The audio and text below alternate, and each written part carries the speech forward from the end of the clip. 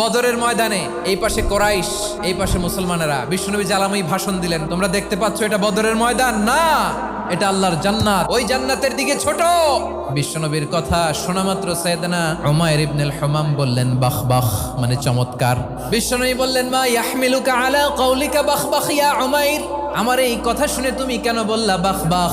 ইয়া রাসূলুল্লাহ, আপনার এই কথা শুনে আমি বড্ড খুশি হয়েছি, আর আমি প্রত্যাশা করছি আমি যদি ওই জান্নাতের মালিক হতে পারি তাহলে কতই না ভালো হতো। সুবহানাল্লাহ বলেন। বিশ্বনবী বললেন উমাইর আনতা মিন আহলিহা, তুমি ওই জান্নাতের অধিবাসী, তুমি জান্নাতি। উমাইর চিন্তা করলেন আমি জান্নাতি, নবীর মুখ দিয়ে যখন বেরোইছে ওই জান্নাতে তো আমার ঢুকতেই হবে, কিন্তু হাতে 3টা খেজুর খেয়ে যদি জেহাদের ময়দানে যাই তাহলে জান্নাতে যেতে তো দেরি হয়ে যাবে।